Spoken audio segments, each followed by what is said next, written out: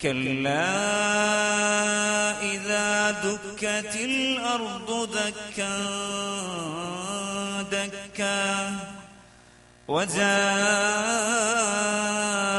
ربك والملك صفا صفا وجيء يومئذ بجهنم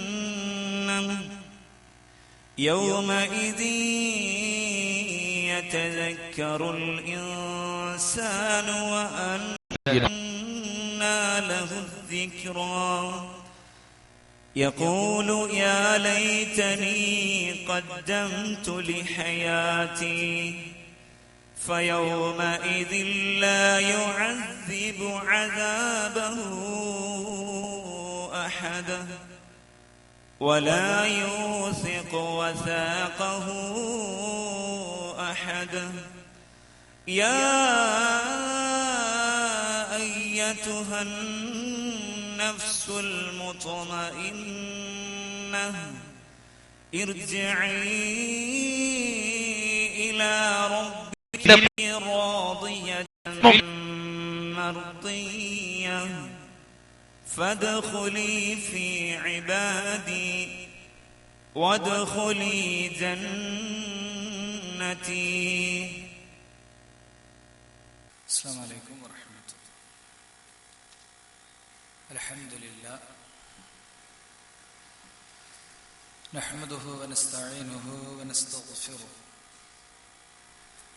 ونتوكل عليه ونعوذ بالله من شرور أنفسنا ومن سيئات أعمالنا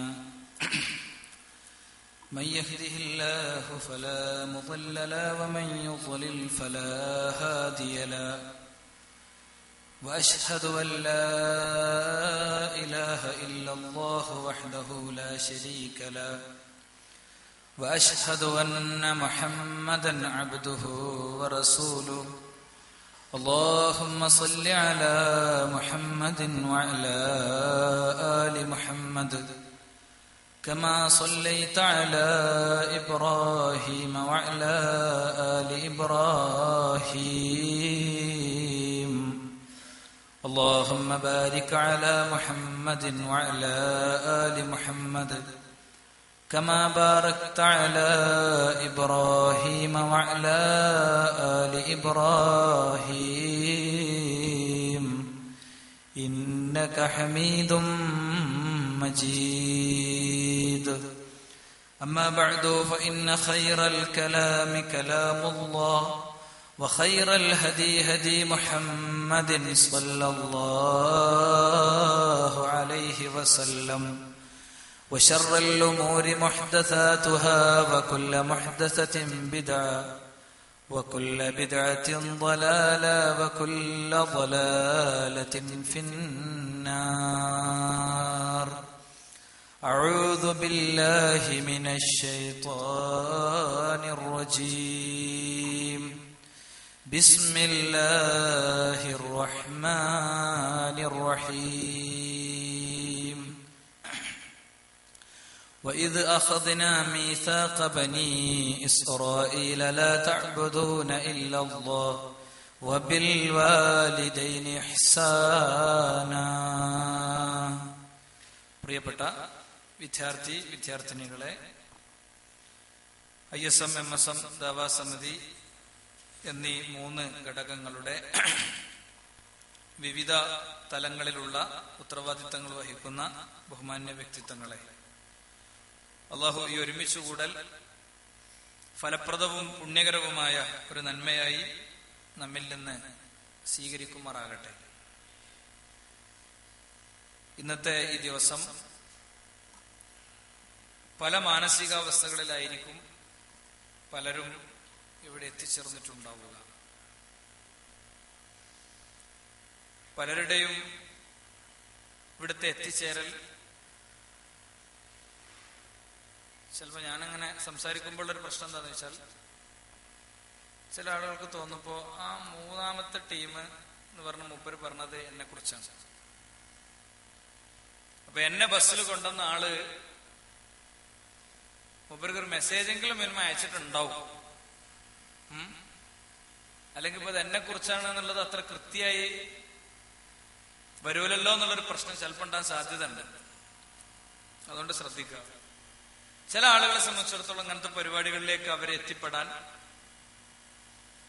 എവിടെയെങ്കിലും ഒരു പോസ്റ്റർ കണ്ടാൽ മതിയാകും, അല്ലെങ്കിൽ സ്കൂളിന്റെ വാതിൽക്കൽ വിതരണം ചെയ്യപ്പെട്ട ഒരു ലഘുലേഖ മതിയാകും, അല്ലെങ്കിൽ അയാൾ ജുമാക്ക് പങ്കെടുക്കുന്ന പള്ളിയിലെ മിമ്പറിൽ നിന്നുള്ള ഒരു അനൗൺസ്മെന്റ് മതിയാകും, അല്ലെങ്കിൽ അവന്റെ ഏറ്റവും അടുത്തൊരു ഫ്രണ്ട് അവന്റെ അടുത്ത് ഇതൊന്ന് ജസ്റ്റ് സൂചിപ്പിച്ചാൽ മതിയാകും. അവര് നേരത്തെ അതിന് തീരുമാനിച്ച് എന്ത് ക്രിക്കറ്റ് മാച്ചോ ഫുട്ബോൾ മാച്ചോ എന്തുണ്ടായിട്ടും കാര്യമില്ല, അയാൾ കൃത്യമായിട്ട് വരും, ഇരിക്കും, ആദ്യാവസാനം ശ്രദ്ധിക്കും. വന്നിട്ടും വരാത്തവരെ പോലെ ഒരിക്കലും ആകൂല. അങ്ങനെയുണ്ട് ചില ആൾക്കാർ, വന്നിട്ടും വരാത്തവരെ പോലെ ആയിരിക്കും അവര്. വന്നിട്ടുണ്ടാവും, ക്ലാസ്സിൽ ഇരുന്നിട്ടുണ്ടാകും, വന്ന അതേ മാനസികാവസ്ഥയിലായിരിക്കും പോവുക. അത്തരം ആളുകളിൽ അവൻ ഒരിക്കലും പെടൂല. രണ്ടാമത്തെ ഒരു വിഭാഗം ആളുകളുണ്ട്, അവർക്ക് ഇങ്ങനത്തെ പരിപാടികളോട് ഇഷ്ടമാണ്, ബഹുമാനാണ്, താല്പര്യമാണ്.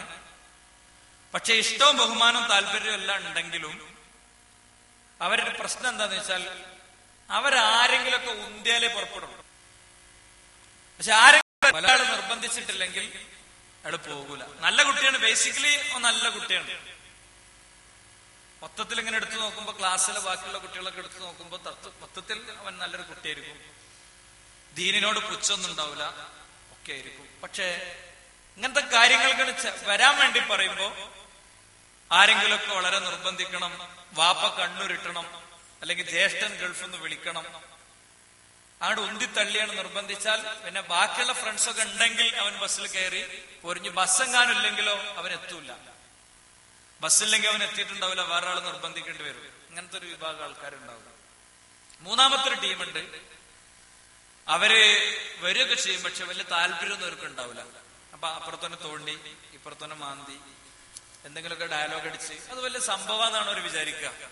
ആരെങ്കിലും ക്ലാസ് എടുക്കുമ്പോ എന്തെങ്കിലുമൊക്കെ ഒരു സംഗതി പറഞ്ഞാൽ അതിനനുസരിച്ച് ഒപ്പിച്ച് കമന്റ്സ് പറഞ്ഞ് ചിലപ്പോൾ ഒരു ചൊയ്ങ്കവും വായിലുണ്ടാവും. ഇവിടെ ആരെങ്കിലും ചൊയ്ങ്കുള്ളവരുണ്ടെങ്കിൽ ഓരെ പറ്റി പറഞ്ഞ അല്ലേ ഞാൻ മെല്ലാണ്ട് എടുത്താൽ മതി, എടുത്താൽ ഒഴിവാക്കി മതി. ഒരു ദീനിന്റെ സദസ്സിലിരിക്കുമ്പോ നമ്മളൊക്കെ പാലിക്കേണ്ട ചില മര്യാദകളുണ്ട്. അള്ളാഹു ഈ സദസ്സ് നിരീക്ഷിക്കുന്നുണ്ട്, അള്ളാഹു ഇതൊക്കെ കാണുന്നുണ്ട്, അല്ലെ? അള്ളാഹു ഇതൊക്കെ നോക്കുന്നുണ്ട്, കാണുന്നുണ്ട്. അപ്പോ ഇങ്ങനത്തെ നിർദ്ദേശങ്ങളും കാര്യങ്ങളൊക്കെ വരുമ്പോ ഒരു ചെറിയൊരു പരിഹാസത്തിലും കുറെ ഒരു ടൈറ്റ് ആയിട്ടാണ് നമ്മൾ ഇരിക്കണം. അപ്പൊ എങ്ങനെ ഇവിടുന്ന് പുറത്ത് ചാടാൻ പറ്റുന്നതിനെ കുറിച്ചായിരിക്കും അവർ ആലോചിക്കുക. വളരെ കുറച്ചൊരു 500 ആളുള്ള സദസ്സിൽ സാധാരണ അങ്ങനത്തെ ഒരു 15 ആളെ 20 ആളുകൾ കാണാം.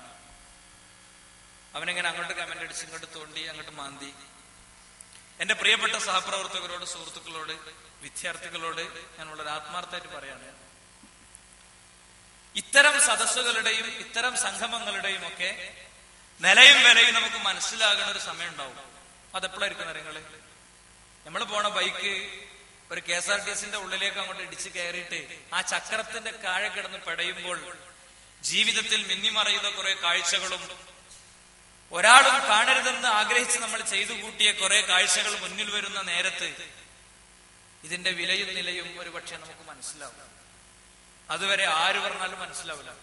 എത്ര നല്ല ഉപദേശം എന്നെ പറ്റി തന്നെയാണ് എന്ന് തോന്നിയാലും അത് ശ്രദ്ധിക്കാൻ തോന്നില്ല. ഇവിടെ സെൽഫോൺ ഒന്ന് നിയന്ത്രിക്കണമെന്ന് റഷീഖ് പറഞ്ഞു, നിയന്ത്രിക്കാൻ കഴിയില്ല.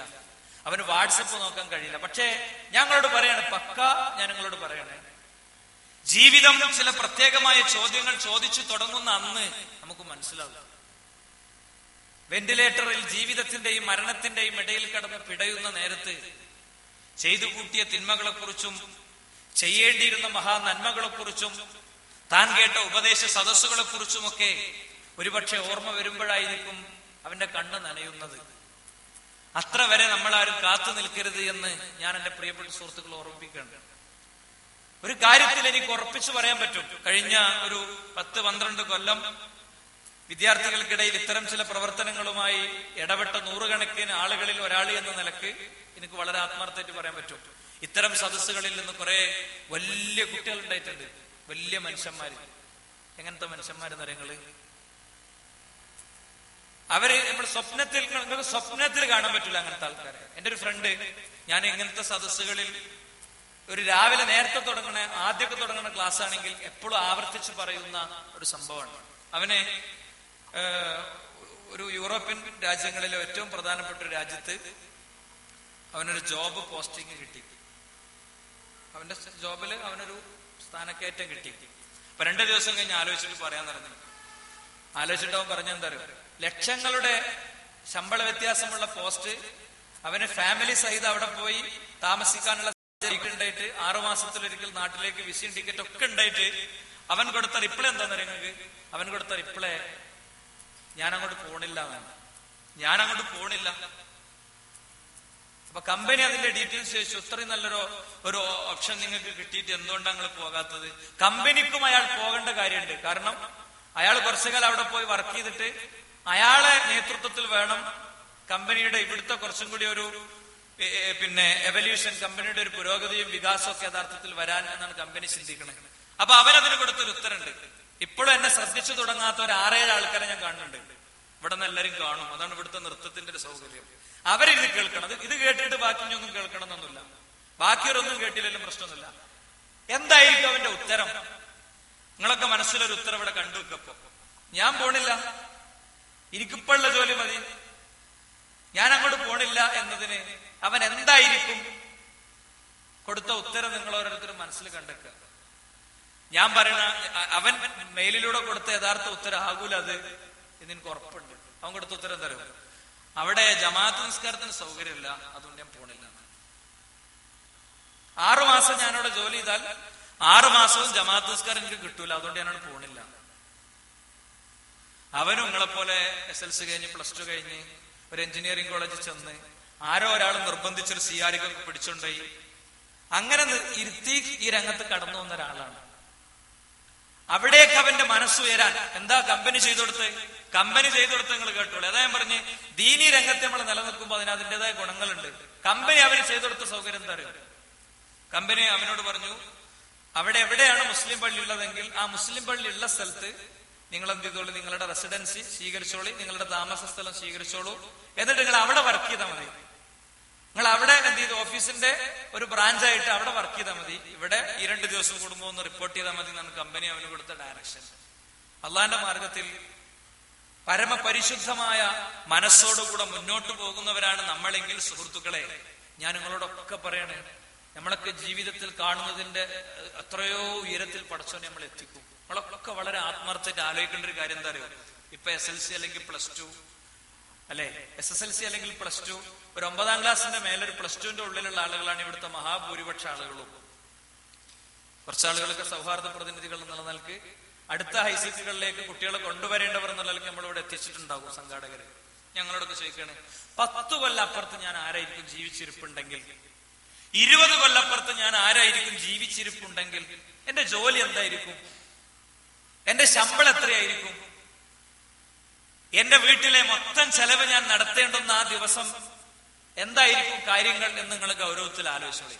അതുകൊണ്ട് എനിക്ക് സംസാരിക്കാനുള്ളതും അത്തരം ചില ഗൗരവതരമായ ആലോചനകളെ പറ്റിയാണ്. ഞാൻ സ്കൂളിൽ നിന്ന് ഇറങ്ങാൻ 4 മണിക്കാണ്, 3:58 സ്കൂളിൽ നിന്ന് ഇറങ്ങും. ദേശീയഗാനത്തിന് വേണ്ടി ബെല്ലടിച്ച നേരെ സ്കൂളിൽ നിന്ന് ഇറങ്ങും. സ്കൂളിന് മുമ്പ് പോയി നിൽക്കും. കാരണം ഒരു പച്ച ബസ് അവിടെ വന്ന് നിർത്തും, അതിൽ കയറിയിട്ട് പോരാ. എന്റെ കൂടെ ഒരു 5-6 കുട്ടികൾ അവരും ഉണ്ടാവാറുണ്ട്. അവർക്കും ആ ബസ്സിനെ പോകാനുള്ളത്. ബെല്ലൊക്കെ അടിച്ച് സ്കൂളിലെ ക്യൂ ഒക്കെ കടന്നു വന്ന് ആ ഒരു സിസ്റ്റം പാലിച്ച് വന്ന ബസ് കിട്ടൂല. അപ്പൊ ഒരു പയ്യൻ അവന് അതേ സ്റ്റോപ്പിൽ നിന്ന് ഒരു കാരണവരും ഇങ്ങനെ കയറലുണ്ട് പലപ്പോഴും. അപ്പോ 2-3 ദിവസം അവനിങ്ങനെ ഇരിക്കണതും അയാൾ അവന്റെ അടുത്ത് കമ്പിയിൽ ചാരി ഇങ്ങനെ കഷ്ടപ്പെട്ട് നിൽക്കണതും എന്റെ ശ്രദ്ധയിൽപ്പെട്ടപ്പോ ഞാൻ അവനോട് ചോദിച്ചോടാ, നീ ഇന്ന ആളപ്പോ 2-3 ദിവസമല്ല ഞാൻ കാണണം, ഇന്ന ആള് വളരെ അസുഖമുള്ള ഒരാള്, വളരെ പ്രയാസമുള്ള ഒരാള്, അയാൾ നിന്റെ അടുത്ത് വന്ന് നിന്നിട്ടും നീ എന്താ അയാൾക്ക് ഇരുന്ന് അയാൾക്ക് വേണ്ടി എഴുന്നേറ്റ് കൊടുക്കാതിരുന്നത്, അയാൾക്ക് വേണ്ടി എന്താ നീ സീറ്റ് മാറിക്കൊടുക്കാതിരുന്നത് എന്ന് ചോദിച്ചപ്പോ അവന്റെ മറുപടി എന്താ, സാറേ അങ്ങനത്തെ റിസ്ക് ഒന്നും സാധിക്കൂല, സാറേ അങ്ങനത്തെ റിസ്ക് ഒന്നും സാധിക്കൂല എന്നാണ്. ഇത് നിങ്ങളടങ്ങുന്ന ആയിരക്കണക്കിന് ന്യൂ ജനറേഷന്റെ മനസ്സാണ്. റിസ്കുകൾക്കൊന്നും സാധിക്കൂല. എപ്പോഴും നമ്മൾ അടിപൊളിയിലും ഹരത്തിലും മാത്രമാണ്. കുറച്ചൊരു റിസ്ക് എടുക്കേണ്ടി വരുന്ന, പ്രയാസം സഹിക്കേണ്ടി വരുന്ന, ബുദ്ധിമുട്ട് സഹിക്കേണ്ടി വരുന്ന, ബാധ്യതകൾ ഏറ്റെടുക്കേണ്ടി വരുന്ന കാര്യങ്ങളിൽ പലപ്പോഴും നമ്മൾ ഇല്ല എന്നുള്ളതൊരു സത്യമാണ്, അല്ലേ? നമുക്ക് മൂന്നാളെ വെച്ച് ബൈക്കിൽ വളരെ ഫാസ്റ്റായി വേഗത്തിൽ ഓടിക്കിതച്ച് എവിടെ എത്താനും നമുക്ക് റെഡിയാണ്. 5 മിനിറ്റ് അങ്ങോട്ട് നടന്ന് പള്ളി പോയി ഒന്ന് ഒതുകൊടുത്ത് നിസ്കരിച്ച് വരാൻ ചിലപ്പോ 3 ഫ്രണ്ട്സിനെയും ബൈക്കിൽ വെച്ച് പട്ടാമ്പി അങ്ങാടിയിലൂടെ ബഹളം വെച്ച് പോകുന്ന അത്ര സന്തോഷം ചിലപ്പോൾ നമുക്ക് ഉണ്ടാവൂല. ഒരു 4 അടിച്ചപ്പോൾ ജീവിതത്തിലുണ്ടായ സന്തോഷം ഒരു 4 റക്അത്ത് നിസ്കരിച്ചപ്പോൾ നമുക്ക് ഉണ്ടായിട്ടുണ്ടോ എന്ന് നമ്മളൊന്ന് അവലോകനം നടത്തേണ്ടതുണ്ട്. ശരിക്കും ഒരു 6 അടിച്ചപ്പോൾ നമുക്കുണ്ടായ സന്തോഷം ഒരു 10 രൂപ ഒരാൾക്ക് എടുത്തു കൊടുത്തിട്ട് ഒരാളെങ്ങനെ കാണുകയാണ്, നമ്മള് ഒരു ഒരു ഒരു മാനസിക വൈകല്യമുള്ള ഒരാളെങ്ങനെ കാണുകയാണ്. അയാൾ നമ്മുടെ അടുത്ത് വന്നിട്ട് ചോദിച്ചു, എനിക്കൊരു 10 റുപ്യ തരൂ. അയാളെ കയ്യിൽ ഒരു 10 റുപ്യ വെച്ചു കൊടുക്കുമ്പോ അത് വെച്ചു കൊടുത്തതിന്റെ പേരിൽ ജീവിതത്തിൽ ഉണ്ടായ ഒരു ആനന്ദം നമുക്ക് ഉണ്ടായിട്ടുണ്ടാകുമോ? ഉണ്ടാവുമോ? ബേബി മെമ്മോറിയൽ ഹോസ്പിറ്റലിന്റെ ജംഗ്ഷൻ കോഴിക്കോട് നിങ്ങൾക്ക് അറിയാം. രാവിലെ ഇവിടുന്ന് പോകുന്ന മാസ് എന്ന് പറഞ്ഞ ബസ്സുണ്ട്, എടത്തനാട്ടിൽ നിന്ന് പോണേ. ആ ബസ്സിൽ പോയി അവിടെ ഇങ്ങനെ ഇറങ്ങുമ്പോ ഒരു കാരണവര് ഒരു വടിയും കുത്തി അവിടെ ഇങ്ങനെ നിൽക്കുന്നുണ്ട്. കയ്യിൽ ഒരു തൂക്കുപാത്രം ഉണ്ട്.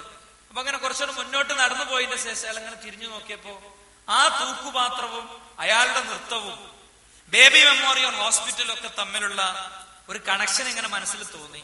ഈ ഹോസ്പിറ്റലിലേക്ക് പോകേണ്ട ഒരാളാണെങ്കിലോ ചെന്നിട്ട് അയാളെ കൈ പിടിച്ചു. എന്താ നിങ്ങളോട് നിൽക്കണേ? കുട്ടിയെ, എനിക്ക് റോഡൊന്നാണ് മുറിച്ച് കടക്കണം. അതാണ് ഈ റോഡൊന്നും അങ്ങോട്ട് മുറിച്ച് കടക്കണം. അപ്പൊ അയാളെ കൈ പിടിച്ച് റോഡ് ഇങ്ങനെ വണ്ടി ഇങ്ങനെ തടഞ്ഞു നിർത്തി കൈ പിടിച്ച് റോഡ് ഇങ്ങനെ മുറിച്ച് കിടക്കുമ്പോ അയാളടുത്ത് ചോദിച്ചു, ആരാ അവിടെ ആശുപത്രിയിൽ ആരാ ഉള്ളത്? എന്റെ ഭാര്യയുണ്ട്. അവിടുന്ന് ICUന്ന് അവൾക്കുള്ള കഞ്ഞി കൊണ്ടുവന്ന് കൊടുക്കാൻ പറഞ്ഞതാ. കൂടെ ആരുമില്ലേ? ആരുമില്ല. ഒരു മോനുണ്ട്, അവൻ പുറത്താ, ഗൾഫിലാ, വേറെ ആരുമില്ല. പിന്നെ അവന്റെ ഭാര്യ ഉള്ളത്, അവളപ്പം ഇങ്ങോട്ട് വിടണ്ടെന്ന് ഞാൻ തീരുമാനിച്ചു. അപ്പൊ നിങ്ങൾ ആലോചിച്ചു, അയാളെ കൈയടിച്ച് അപ്പുറത്താക്കുമ്പോ നമുക്ക് ഉണ്ടാകുന്ന ഒരു സന്തോഷമുണ്ട്. നിങ്ങളെ പ്രായത്തിൽ ഞാനും ഇങ്ങനൊന്നും ആലോചിച്ചിട്ടില്ല. നിങ്ങളെ പ്രായത്തിലാണെങ്കിൽ എനിക്കും അയാളെ തൂക്കുപാത്രത്തിൽ നിന്ന് ബേബി മെമ്മോറിയൽ ഹോസ്പിറ്റലിലെ ഏതോ ഒരു പേഷ്യന്റിന്റെ വായിൽ ഒഴിച്ചു കൊടുക്കേണ്ട കഞ്ഞിയാണതെന്ന് മനസ്സിലാക്കാൻ എനിക്കും പറ്റിയിട്ടുണ്ടാവില്ല. അതുകൊണ്ട് ഞാൻ നിങ്ങളോട് പറയാണ്, എനിക്ക് സംസാരിക്കാനുള്ള വിഷയത്തിന്റെ ആമുഖം എന്നതിലുപരി ഈ ഹൈസക്കിന് ഇവിടെ നിർവഹിച്ച ആമുഖത്തിന്റെ ഒരു തുടർച്ചയാണ് എന്റെ ഇത്രയും നേരത്തെ വരികൾ. ആരൊക്കെയോ വിളിച്ചിട്ട്, ആരൊക്കെയോ നിർബന്ധിച്ചിട്ട്, ആരൊക്കെയോ ഒരു പേപ്പറിലെ A4-ൽ നമ്മുടെ പേരെഴുതി അതിന്റെ താഴെ ഒപ്പിടിച്ചപ്പോൾ അല്ലെങ്കിൽ ഒപ്പിട്ടപ്പോൾ പലരും നിർബന്ധിച്ചപ്പോൾ നമ്മൾ ഇവിടെ വന്നു. ഇവിടെ ആലോചിക്കാനുള്ളതും ചിന്തിക്കാനുള്ളതും ഗൗരവമുള്ള വിഷയങ്ങളെ കുറിച്ചാണ്. ഇവിടെ ക്ലാസ് എടുക്കാൻ വരുന്ന പ്രഭാഷകർ അവര് ചിലപ്പോ ഒരു ബസ്സിന്റെ പൈസ വാങ്ങി ഇല്ലെങ്കിൽ അതും ഉണ്ടാവില്ല.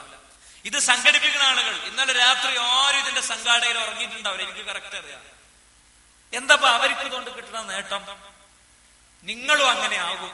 നാളെ നിങ്ങളും ഞാൻ ഈ പറയുന്ന വാചകം നിങ്ങളുടെ കാതിൽ എഴുതി വെക്കുക, മനസ്സിൽ റിമൈൻഡർ വെക്കുക.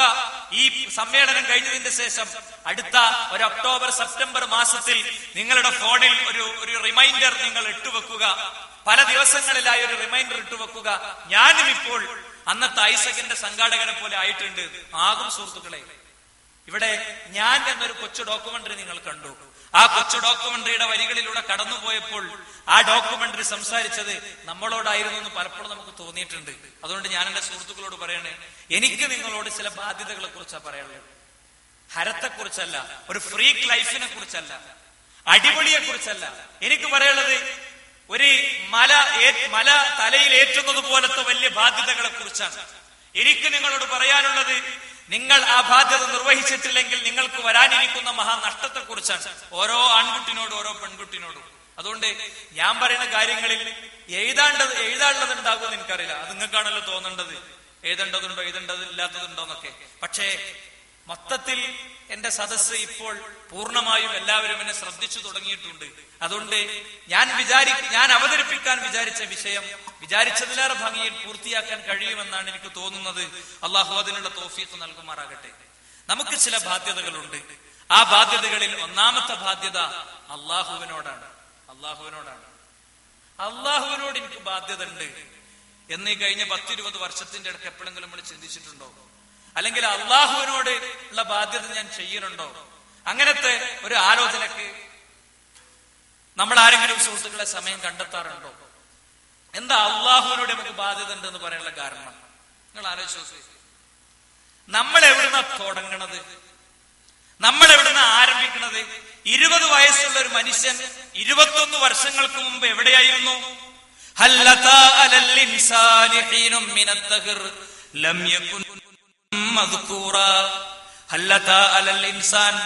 മനുഷ്യനൊരു പ്രത്യേക ഘട്ടം വന്നിട്ടില്ലേ? ലം യകുൻ ശൈഅൻ മദ്കൂറ, അന്നവൻ പറയപ്പെടാവുന്ന ഒന്നുമായിരുന്നില്ല.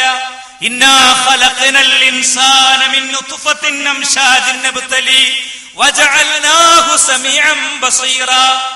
മനുഷ്യൻ അവൻ ഒട്ടിപ്പിടിച്ച അണ്ടഗണങ്ങളിൽ നിന്ന്, ബീജഗണങ്ങളിൽ നിന്ന് സൃഷ്ടിക്കപ്പെട്ടവനാണ്. ഉപ്പാന്റെ ഉമ്മാന്റെയും വിശുദ്ധ നിമിഷങ്ങളിലെ ബന്ധങ്ങളിൽ നിന്ന് തെറിച്ചു വീണ ഒരു വൈറ്റ് മെറ്റീരിയൽ.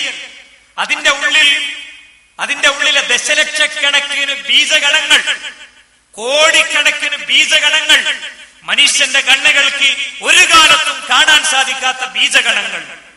ആ ബീജഗണങ്ങളിൽ ഒരു കുഞ്ഞു ബീജഗണമായി നമ്മൾ മാതാവിന്റെ അണ്ടവാഹിനി കുഴലിലേക്ക് എത്തിച്ചേരുന്നു. അണ്ടവുമായി കൂടിച്ചേരുന്നു.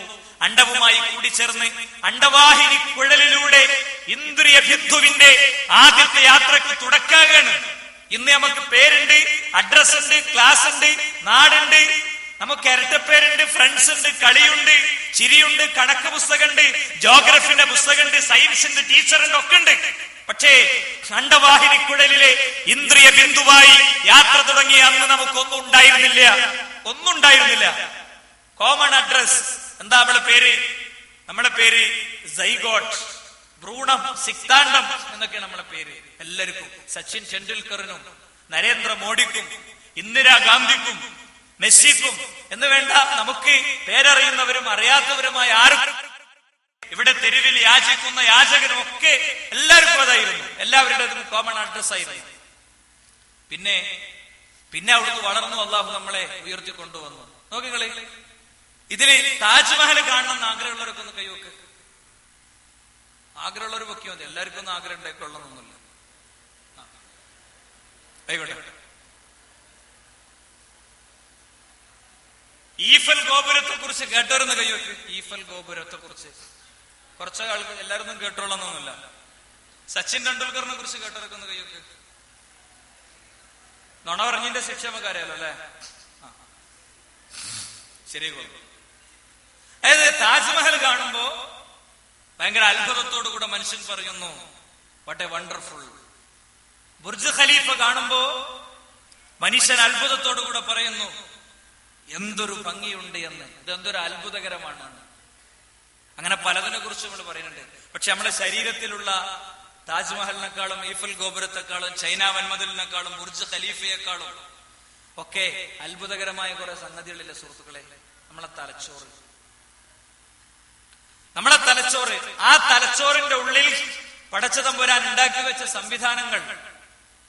നമ്മളെ തലച്ചോറ് പോലത്തെ ഒരു തലച്ചോറ് ഉണ്ടാകണമെങ്കിൽ ഭൂമിയിൽ എത്ര ഫാക്ടറി വേണം? ആയിരക്കണക്കിന് ഫാക്ടറികൾ ഒന്നിച്ചു വർക്ക് ചെയ്ത് നടക്കൂ. നമ്മുടെ ഫോണിൽ നിന്ന് 10-20 SMS ആണ് ഒന്നിച്ചു പോവുക അല്ലെ? SMS വിടുന്നതിന്റെ അധികം പോയാൽ അത് ബ്ലോക്ക് ആണെന്ന് കാണിക്കും. എങ്കിൽ മനുഷ്യന്റെ മസ്തിഷ്കം ഒരേ തവണ ഒറ്റ നിമിഷത്തിൽ ലക്ഷക്കണക്കിന് മെസ്സേജുകൾ കൈമാറുന്നുണ്ട്. മനുഷ്യന്റെ തലച്ചോറിലെ ഞരമ്പുകൾ മാത്രം ഇങ്ങനെ ചേർത്ത് വെച്ചാൽ, അതിങ്ങനെ മൊത്തെടുത്തിട്ട് ചുരുട്ടി കെട്ടി വെച്ചത് ഇങ്ങനെ ചേർത്ത് വെച്ചാല് 490 കിലോമീറ്റർ ഇങ്ങനെ നീണ്ടു കിടക്കുന്നതാണ്. ചെന്നൈ മുതൽ കോഴിക്കോട് വരെയുള്ള ദൂരം അതിങ്ങനെ നീണ്ടു കിടക്കും. അത്ര വിശാലമായ ഞരമ്പ് മനുഷ്യന്റെ തലച്ചോറിലുണ്ട്. എല്ലാരും ഒന്ന് കേൾക്കാൻ ഞാൻ പറയണത്.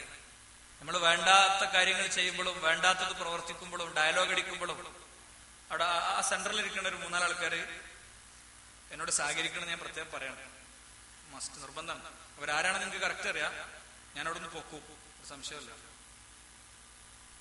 ഒരു സംശയമല്ല. ഞാൻ വളരെ കൃത്യമായി പറയണേ.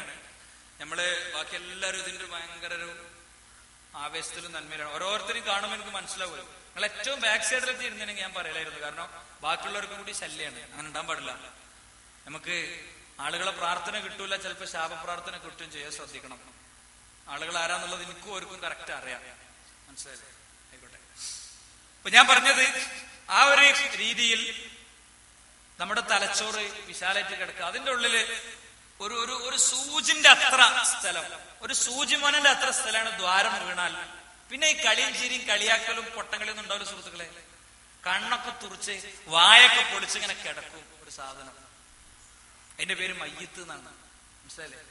ഒരു ചെറിയൊരു ദ്വാരം വന്നാൽ മതി. ചെറിയൊരു ദ്വാരം. നമ്മൾ കണ്ട സ്വപ്നങ്ങളും നമ്മൾ മനസ്സിൽ പ്ലാൻ ചെയ്തതൊക്കെ തീർന്നു. പരീക്ഷയാണ്, പരീക്ഷയ്ക്ക് വേണ്ടി ഒരുപാട് പഠിച്ചു, കുറെ സർട്ടിഫിക്കറ്റ് ഉണ്ടാക്കി, എന്താ കാര്യം? SLCക്ക് നല്ല ഫുൾ A+ കിട്ടി നമ്മൾ മരിച്ചുപോയി.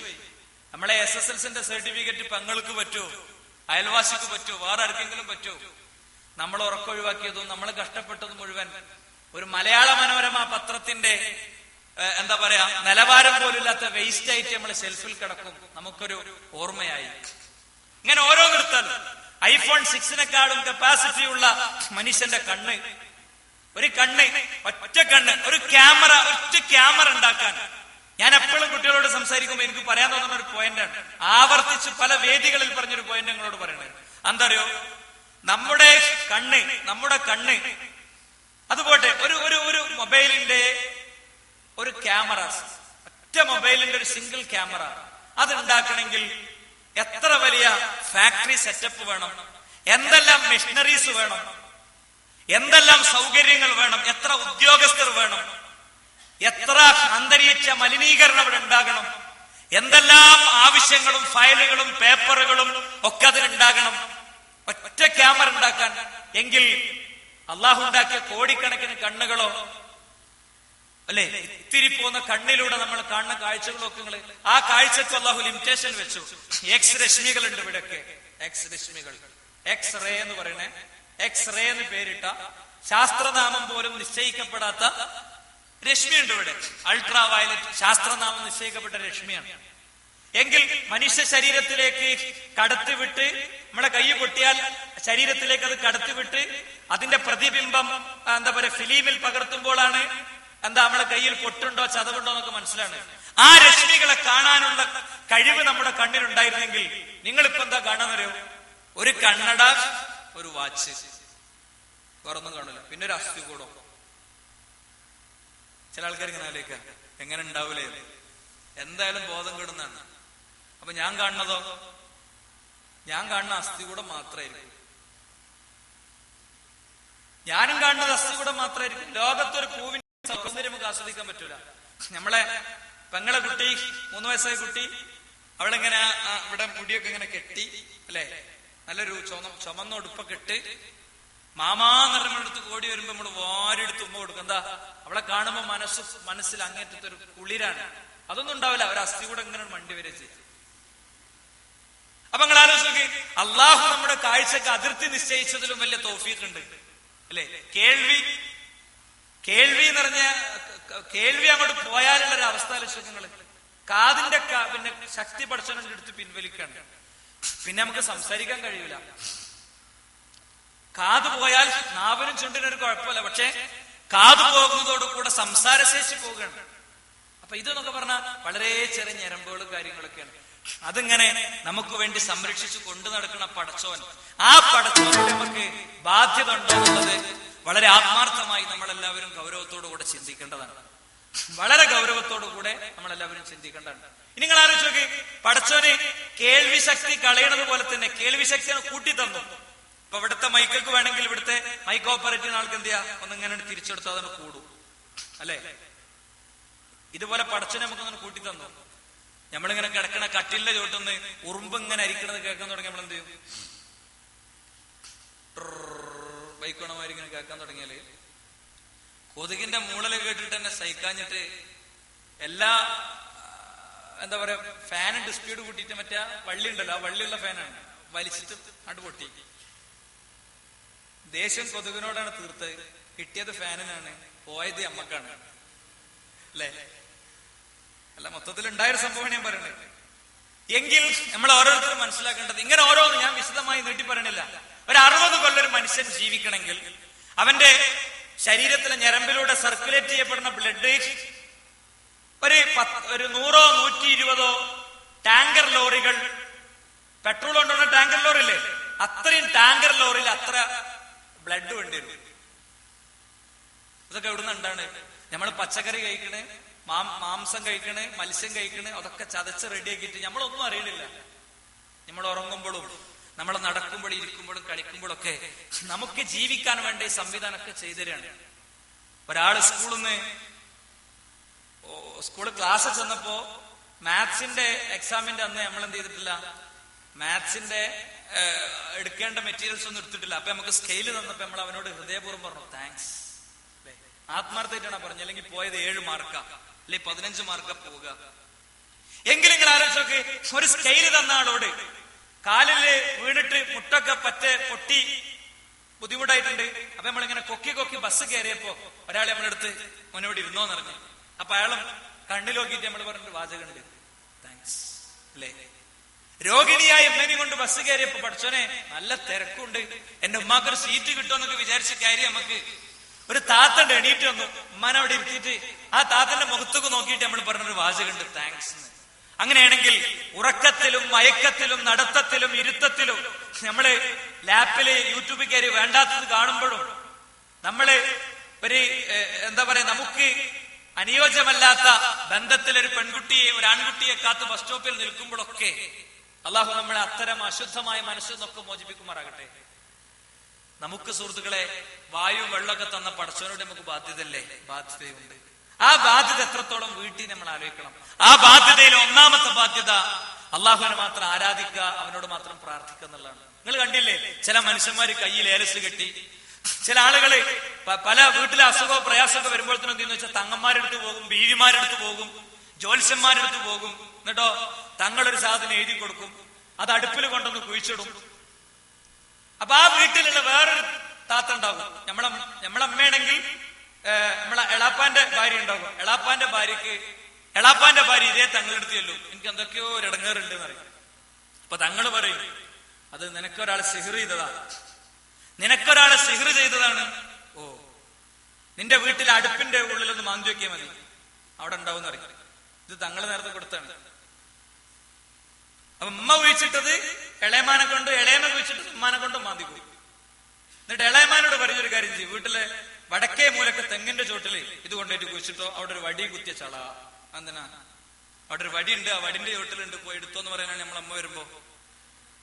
ഈ ജാതി തട്ടിപ്പുകൾ സമൂഹത്തിൽ നടക്കുന്നുണ്ട്. ഏലസു ഐക്കല്ലും ഉറുക്കും ജാറും ശരീരത്തിൽ തലച്ചോറിൽ മാത്രമുള്ള 490 കിലോമീറ്റർ നീണ്ടു നിൽക്കുന്ന ഞരമ്പ് തന്ന പടച്ചോനെ, ആ പടച്ചോനെ നമുക്ക് തന്ന രോഗവും നമുക്ക് തന്ന വിഷമം തീർക്കാൻ മോലിയാരി തന്നൊരു ചരടോണ്ടും കയറുകൊണ്ടും നടക്കും എന്ന് ചിന്തിക്കുന്നവർ സമൂഹത്തിലുണ്ട്. ഞാൻ ആ ഏരിയയിലേക്ക് വിശദമായി പോകുന്നില്ല, അത്തരം ചർച്ചകളിലൂടെ വേറെ വരാണ്ട്.